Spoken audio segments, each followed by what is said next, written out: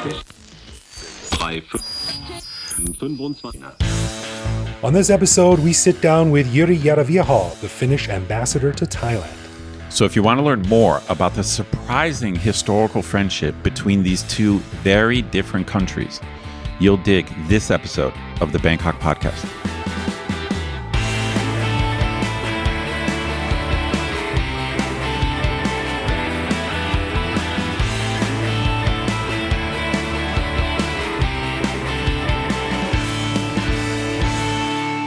Sawadee krap, and welcome to the Bangkok Podcast. My name is Greg Jorgensen, a Canadian who came to Thailand in 2001 and still manages to find joy in the little things, like the fact that every street vendor here is somehow able to boil the perfect egg. True that. Yeah. And I'm Ed Knuth, an American who came to Thailand on a one-year teaching contract 22 years ago and fell in love with the smell of burning mosquitoes on my bug zapper, so I never left. Colonel Kilgore over here, loving the smell of napalm in the morning. Seriously. I thought you were a vegetarian. You're all supposed to be nice with nature and stuff. Man, mosquitoes to me they're outside the moral circle. Like I owe them no duty. I owe them no ethical obligation. I just wantonly kill mosquitoes, and I really like it. Like the smell. I've come to really enjoy the smell of burning mosquitoes. It's a bit twisted, but I can't fault you. You remember our buddy Nazar, his old girlfriend Allison. She was an insect biologist, and she said that her goal in life was to eradicate mosquitoes from the earth. Yeah. Wow, she really sounds like a biologist. Yeah. She's an evil biologist. I don't know, man. I think it's something to do with the rainy season. I just have way more mosquitoes than usual. So I'm going crazy, man. Yeah. I'm killing dozens per day, man. Love the smell of burning mosquitoes in the morning. I do. All right. We want to give a big thanks to all of our patrons who support the show. Patrons get our ad-free regular show a day early, behind-the-scenes photos of our interviews, a heads up to send questions to upcoming guests, and access to our Discord server to chat with me, Greg, and other listeners around the world. But best of all, patrons also get an unscripted, uncensored bonus episode every week where we riff on current events and Bangkok topics. On this week's bonus show, we chatted about the bizarre apocalyptic video of thousands of birds fleeing a Bangkok storm that seems to have mysteriously disappeared from the internet, a debate about whether or not I am too strict with my university students, and the case of a young, beautiful 4X scammer who made off with 2 billion baht from a Ponzi scheme, and what that says about how gullible people can be. Also with a cameo by a story from Cambodia about a guy who has a black hole in his spine and is predicting the end of the world. Like a literal black hole, like the thing in space, not like a hole in the spine. To learn how to become a patron, click the support button at the top of our website. Crazy world, man. All right. And as always, if you have a comment, a show idea, or just want to say hi, head to bangkokpodcast.com and click the little microphone button on the bottom right to leave us a voicemail that we will play on the show. And also, before we get into it, don't forget our meetup this Saturday, if you're listening to this before September 10th, that is. So September 10th, the Freeze Green Club on Sukhumvit 22. The invite and the information is on our Facebook page. So if you're in town, come down to meet me, meet Ed, see a bunch of other listeners, have some good time, some drinks, some food. Looking forward to it. We literally guarantee a good time. It is impossible to go to a Bangkok Podcast meetup and leave sad. That is correct. Absolutely correct. If you do, your money back, 100%. All right. Well, on this episode, we are excited to jump back into our ambassador series to welcome on the show a man by the name of Jyri Järviaho, who is the Finnish ambassador to Thailand. My best attempt at saying his name, I think I did okay. So I've always been fascinated by these isolated northern countries like Finland and its neighbors, and it becomes even more interesting when you consider it in terms of its relationship with Thailand, which is about as different to the snowy, mountainous country as possible. Now, for instance, Finland literally has the world's best education system, the cleanest air, and the happiest population, which, well, let's just say Thailand has some catching up to do. But the two countries have a healthy relationship and a surprisingly deep diplomatic connection going all the way back to the early days when Finland declared independence from Russia. So it was a pleasure to chat with Ambassador Järviaho to learn more about that relationship, as well as his role representing his clean and happy country in Asia.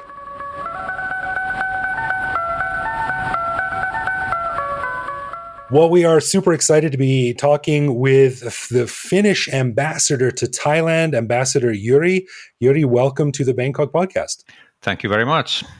Now, I'm not even going to try to pronounce your last name. You said it a few seconds ago, and it broke my brain. I've heard that Finnish is a very difficult language to understand and learn. Is that right? It is, I suppose it is right, because it's so different from other European languages. It's in its own language group in a way. So all the words are a little bit different from English or German or Swedish even. So yes, right. we have our own language. Can you say your last name just for the record? Järviaho. Okay, so see, the listeners now know that I'm not making it up. That's real hard for me to say. Right. So it's great that you're able to come on the show, and thank you for making the time. I really like talking to people in your position from around the world, and especially from countries that aren't always on the front page of the newspapers, and also countries that you might not see as obvious choices to be Thailand's trading partners, because I think there's a lot of big differences between Finland and Thailand. So let's talk about that. But first, tell us about yourself. I mean, where have you been posted before? What was your education like? Where did you grow up? And how did you arrive at your post in Thailand? All right. Thank you very much. First of all, I'm from, let's say, quite a small village from Finland called Vimpeli. It's in central western Finland with some 3,000 people living there now. Oh, wow. It's a small place. But anyhow, I would always say that actually I'm a product of Finnish good school system. So basically, we had primary, secondary schools in this small town, and also high school. And it was a good way for me to explore, studying, and then I applied for the university, and I got into Eastern Finland University, nowadays in town called Joensuu. And there I studied first mathematics, then I changed to economics as my major. Then I studied 2 years abroad, 1 year in the US, in Denver, Colorado, and one year in England at Newcastle, northeast England.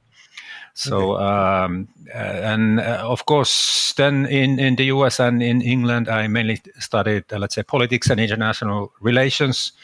And that brought me into the area of, international relations and diplomacy. And after that, I sort of worked as a trainee in the foreign ministry for about a year, and then moved to London. I worked at the EBRD, which is a European Bank for Reconstruction and Development in London, for about 2 years, mostly with credit and IT issues. But then I returned back to the foreign ministry started as a diplomatic training course there, and then since 1999 I've been working with the foreign ministry in different positions in Helsinki and abroad. And finally now, of course, here in Thailand as a Finnish ambassador. So been doing different things in foreign ministry. I've been posted in Belgrade, currently Serbia, and in Riga, Latvia, and Geneva in Switzerland. So those three postings in Europe, and then now here. This sounds like the warmest country so far. That's right. It is. True. Very nice to be here, in fact. That's great. All right, so let's talk about the diplomatic history between Finland and Thailand then. I mean, can you talk a little bit about that? When did it start, and what is it based on, and how do the respective embassies operate and things like that? Sure, thank you. Let's say our diplomatic history dates back to when Finland declared independence in 1917 from Russia at that point. Mm-hmm. Following that, Finland, of course, started to establish its network of embassies around the world. It took some time, but nevertheless, we started establishing, first of all, in Europe, of course, nearby countries. But then quite soon, they realized that we need an embassy in Asia. So in 1919, it was decided that we need an embassy actually in Japan, in Tokyo. And then our foreign minister at that point sent actually a scientist, a linguistic called Carl Gustav Ramstedt, to the journey to Japan. And he left from Finland in mid-October 1919, and he finally arrived 4 months later in February 2020 to Japan. So it took some time. 1920, not 2020. That's right. 1920. Sorry, indeed. So it took 4 months for the travel. It was a long way. And on the way, when he was on the ship, he got a telegram from Helsinki that Siam at that point had recognized Finnish independence. Oh wow! So foreign ministry was asking him to pay a visit to Bangkok to recognize and thank Siam for the recognition of Finland. Oh, fascinating. He had to jump out of the ship in Singapore and take another ship from Singapore to Bangkok. And then he took a room at the Oriental Hotel and marched into the foreign ministry at that point in Bangkok. Wow. And next day he had a call on at that point Siam foreign minister Prince Deva Wongse. So that was the first, let's say, independent Finland meeting Siam foreign ministry. Wow. On that time. That was January 1920. So obviously he couldn't stay too long in Thailand or Siam, and he had to continue his trip. He went back to Singapore and then took another ship again to Japan. And finally he ended up staying in Japan, covering all Asia basically, including Siam from 1990 until 2029. So 10 years altogether there. Boy, I hope there's a statue of this guy in Finland somewhere, because that sounds, I mean, he's just sort of made a detour to also recognize an official country. And I mean, what a trip. What an amazing journey that must have been. Absolutely. And since he was a linguistic, he started immediately learning Asian languages. So actually he became fluent in Japanese, and he also spoke some Korean and somewhat probably Chinese as well. Wow. Since he traveled in China, and those times you can imagine there was a little bit turbulence in China, internal war and so forth. So same thing in Russia, of course. When there was a Russian Revolution, and it was not all clear how Russia was those times taken care of. So right, that must have been an incredibly weird time for him to be traveling all over the place, because I mean, I just finished listening to a monster podcast on the Russian Revolution, and it talked about how it was in the wake of Finnish independence from Russia, and then the Russo-Japanese War in the early 1900s. So I mean, Finland, Russia, Japan, that was a pretty hot area. There was a lot going on at that time, and like you mentioned, China as well. So Russia and Asia, I mean, it was going through a lot of change real quickly, a lot of major changes. Exactly. That was a period where there was a lot of things going on, and when he arrived in Japan, there was still imperial Tsarist Russia represented in Tokyo, and not the Bolsheviks at that point. And they came only later on then representing. And there was still Russian Tsarist forces in Siberia near Vladivostok to trying to establish some of their order there. But later on, of course, they lost the war, of course, at the end of the day. Yeah. Wow. Amazing. So how did the relationship between Finland and Thailand grow then over the years, from then until now? Has it just been sort of a mutual back and forth and growth? When did Thailand establish their embassy in Finland? Well, let me just say that it was not all clear that Ramstedt was official representative in Thailand, even though he thought himself he was. But Okay. we never found from our archives letter of credence for him for Siam. So. wow. Maybe it's lost. We don't know exactly. So after that, actually, the official establishment of diplomatic relations happened in 1954. We exchanged notes in London, and then we nominated Finnish ambassador from New Delhi to represent also Finland in Thailand. At that point. And we opened our embassy in Bangkok in 1986. And since then, we've had full-fledged ambassador in Bangkok representing Finland for Thailand.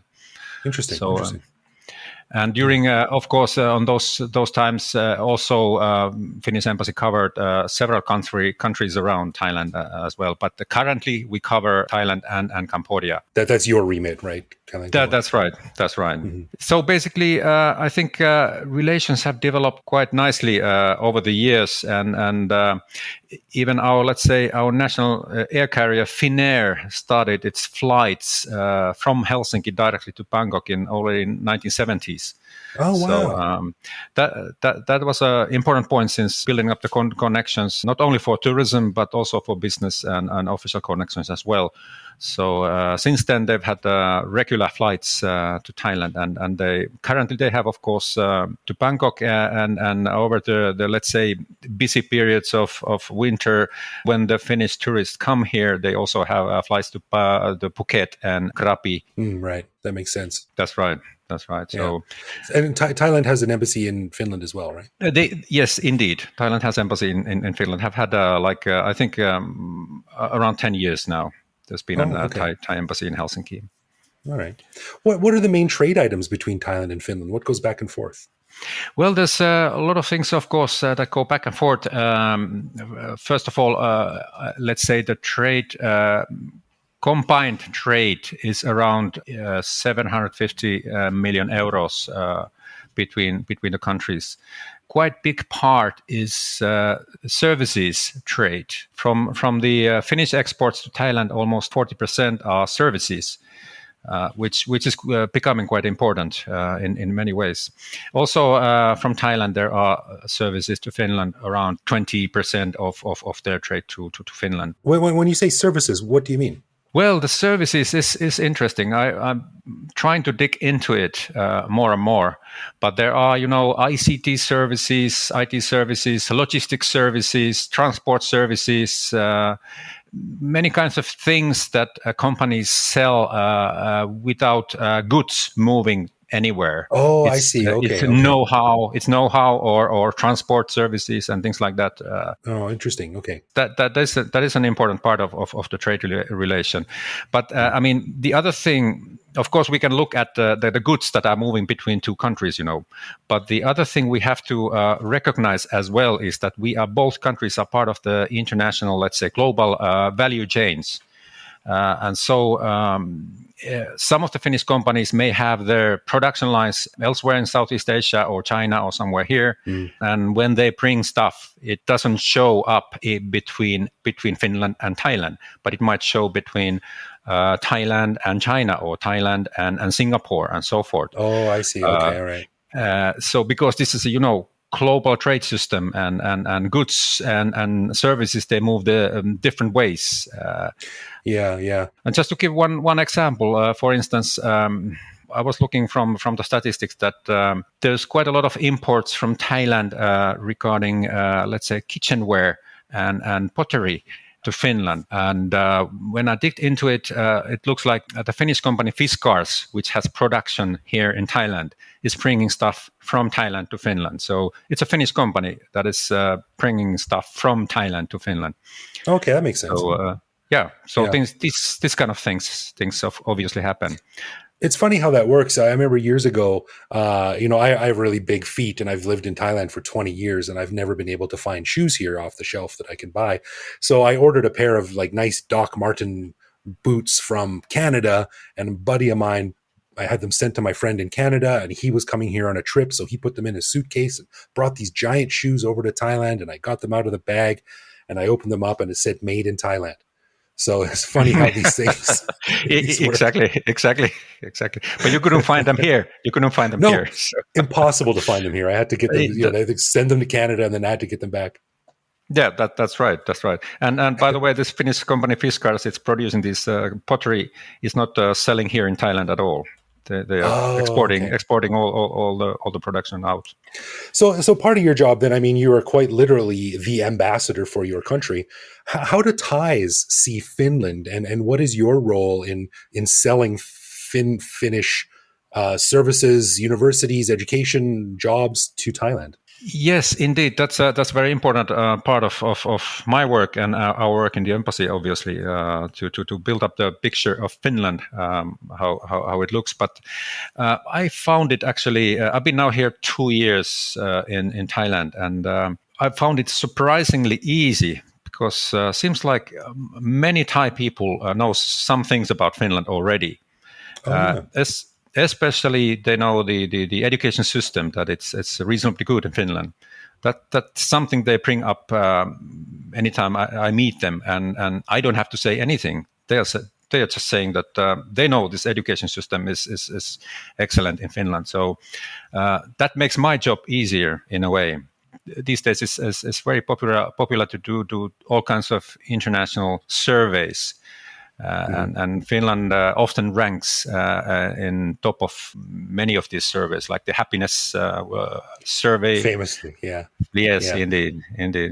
People always say, "Wow, what a surprise! A country with guaranteed vacation, free healthcare, good education, vacation at work, and subsidized everything. Wow, what a surprise that the people who live there are very happy." They should be exactly. Except for the winter when they come to Phuket. That's right. They search for sun here in Thailand. Right. Do a lot of Thais go to Finland for education, for university? Not yet too many, and this is an area where we are now working on and trying to build up the relations between between universities and schools. First of all, for the exchanges between the schools, but also recruiting and explaining about the possibilities in Finland. This is an interesting area which is coming now for the knowledge of Thai students and youngsters, that it's a possibility to study also in a country like Finland instead of UK, US, Australia, right, or even Canada. So the Finnish education institutions are probably a little bit cheaper than those in Anglo-Saxon area. So we have a good education system, and we have a good universities in Finland, and good programs, right, also taught in English language. So which makes it easier. Right. I'm thinking of my son, who's 7 now, but I think I've heard, and I haven't looked into it obviously, but I've heard that international students go get free university education in Germany. So I'm telling him, hey, maybe learn German when you grow up. You can go over there, and I don't have to pay for university, but maybe he can go to Finland. I don't know. That's right. There's always a chance. There's always a chance somewhere. So you've been here for 2 years now. So personally, what are you working on? What is your passion project here for your time in Thailand?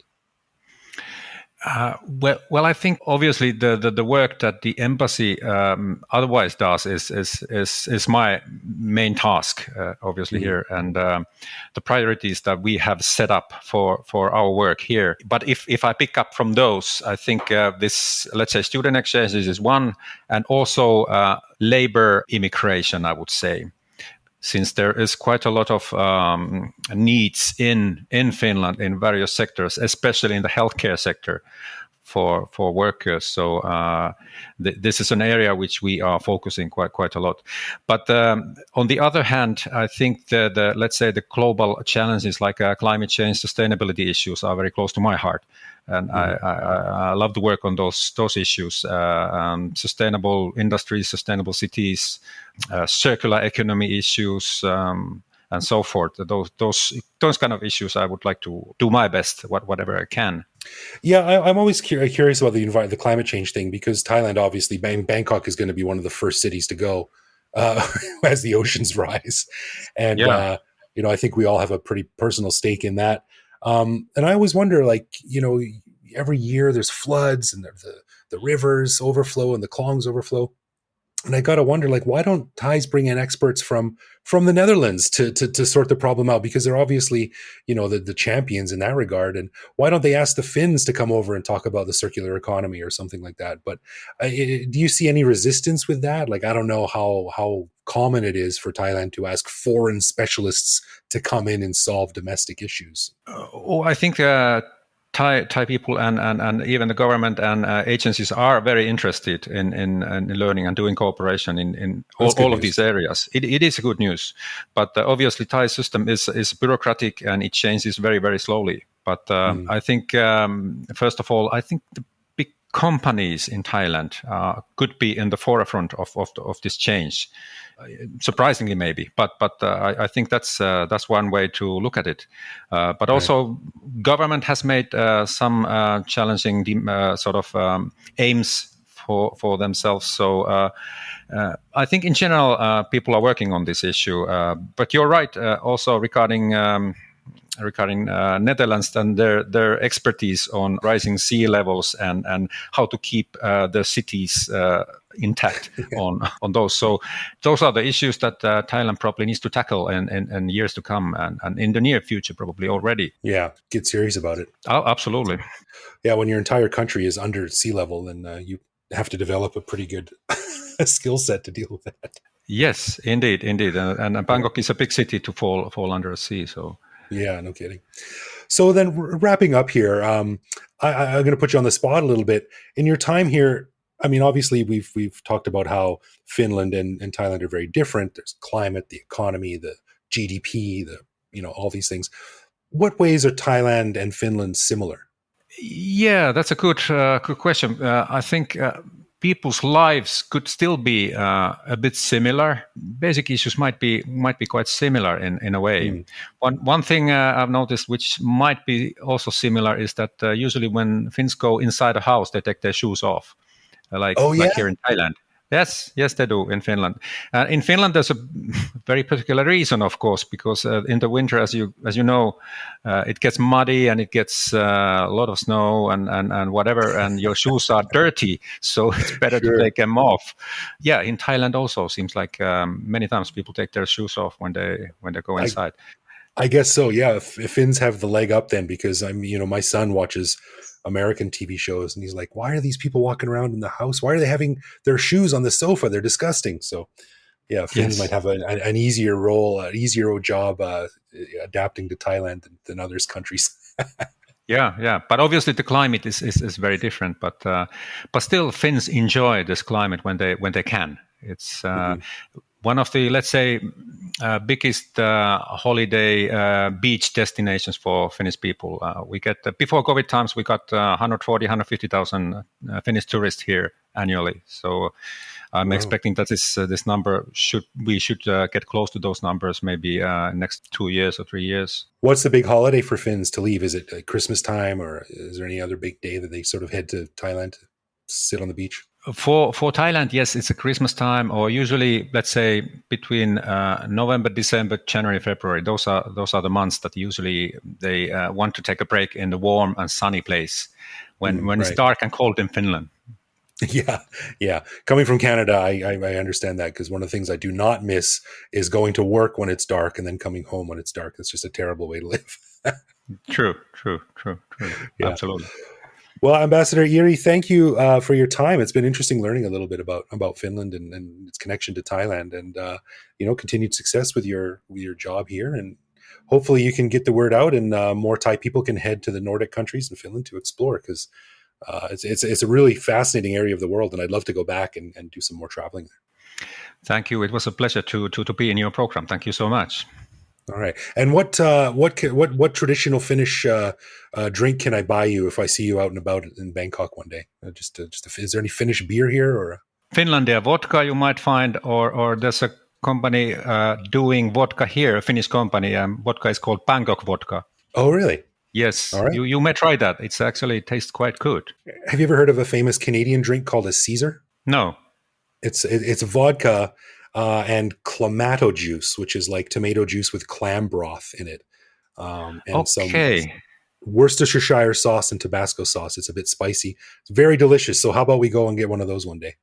Sure. I agree completely. Let's do that.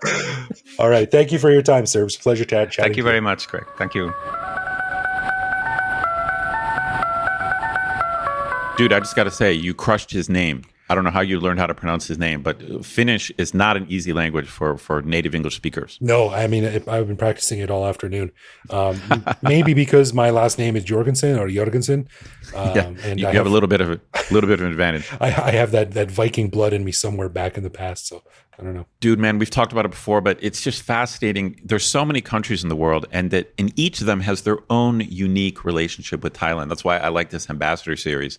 And that story he told about Siam being like the first or one of the first countries to recognize Finland's independence. That's incredible. Yeah, it's crazy. Imagine you're like on this, early 20th century hard ass voyage on a boat, and they're like, by the way, we want you to, take a little detour a few thousand miles out of your way or whatever it is. It must have not been easy to just sort of pop up to Bangkok. Right. Oh, exactly. For sure. Yeah. I don't think AirAsia was flying back then. Yeah, no doubt. That was a really cool story, though. And, interesting learning about the Finland's part in the global supply chain and how it connects with Thailand. So, yeah, it's really interesting learning about all these places. Like you said, every country's got its own little unique quirks and background with their relationship with Thailand, even if they're as different can be, like Thailand and Finland are. So I've always been fascinated by Finland because on the one hand, it is a Nordic country that on a map, geographically, you would think like, oh, this country's just like Sweden, or they're just like Norway, or they're kind of like Denmark, which they're related, geographically. But Finland has a very different culture. I think they're, used to be part of Russia. So they're like, the language is not like, I think Swedish and Norway and Danish are related to each other. I think so, yeah. But Finnish is not. So the Finnish are I don't know technically if they're Slavic people, but they're more Eastern looking in terms of their culture. But in terms of their level of development, they're obviously a part of the West, like a part of Western Europe. So they're one of those countries that is just stuck in between the Russian world and, the former Russian Empire and then the Western world, which is a fascinating place to be. Yeah, it's crazy. There's some amazing stories in Finland. Have you ever heard of Simo Haja? I forgot, I probably said his name wrong, but Simo Haja. He was also nicknamed the White Death. He was that famous military sniper in World War II. Oh, the sniper guy. Yeah, I have heard of him. That's crazy. The Finnish sniper that killed 500 men during the Winter War. It's crazy. No, super fascinating country that I wish I knew more about. Yeah, well, thanks to Ambassador Järviaho for coming on and giving us a little peek inside. And I would love to go up there one day. I've got friends up in that area, and especially a big shout out to one of our patrons and our buddy Rahi for setting up the interview with the ambassador. So, it'd be great to visit. It sounds like a really cool place. So thank you, Ambassador, for coming on the show. And hopefully we can see you around town for a drink at some point or another. For sure. Thank you, Ambassador. Yeah. I'm not going to try your name, but I'll just say thank you, Ambassador. All right, dude, I'm going to continue the Would You Rather new addition to the show. All right. I think previously we talked about weather. We talked about food. I got a question about the outdoors. Oh, all right.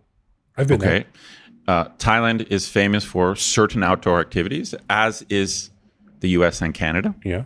Around my hometown of Cleveland, we've got some awesome parks, believe it or not. Like a lot of people don't realize that Cleveland's got some killer parks. Like, so we got good hiking. We don't really have mountains. We got good hiking and everything, right? Yeah. Okay. And I know around your hometown of Calgary, there's some killer environmental shit to see and do, right? Killer. Yeah, man. Out in Kananaskis country. Okay, here's my question. All right.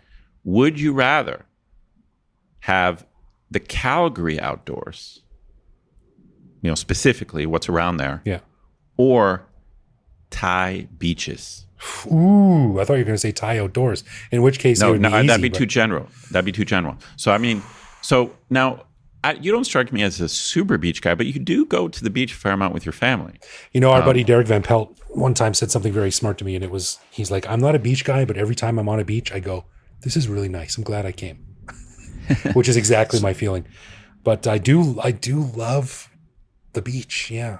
Now take the weather out of it, so you don't have to factor in the freezing cold. I'm talking about, let's say it's nice weather in Calgary, and you can wander around what you said is the foothills of the Rocky Mountains. Yeah, Kananaskis. So what would you rather do? Hang out for an afternoon at the beach or wander the foothills of the Rocky Mountains?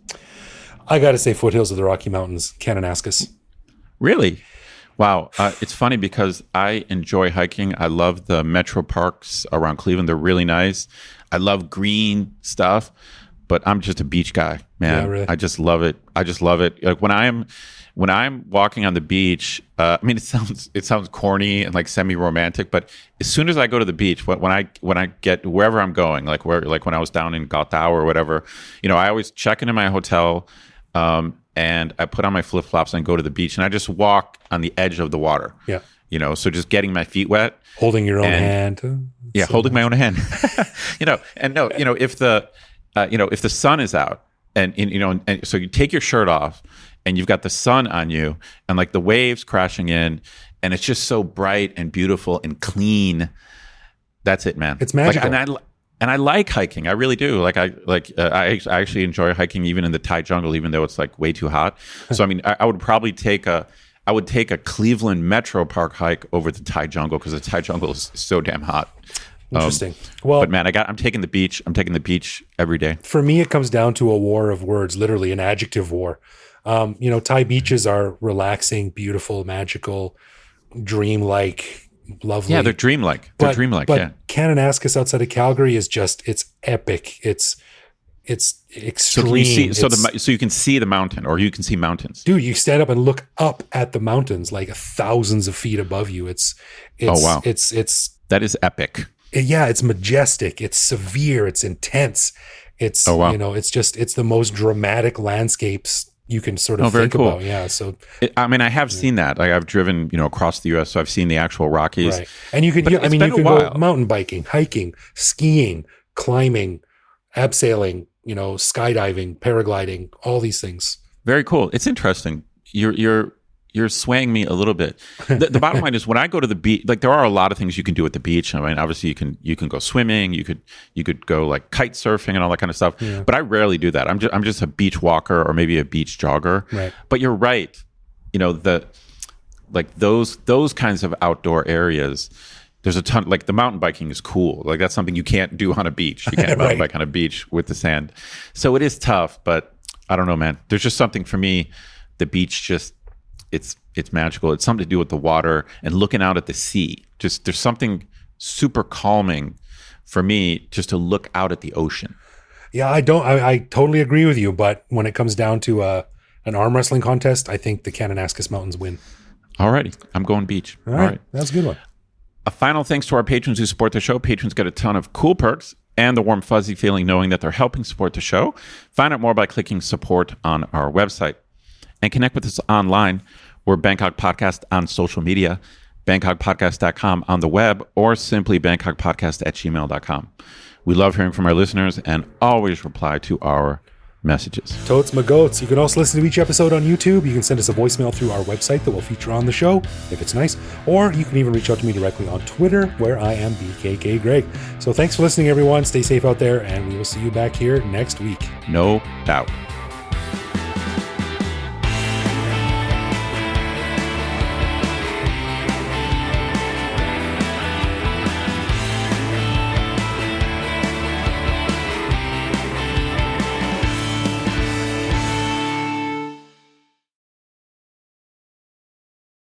On a dark desert highway. Tap. Cool breeze on my scalp.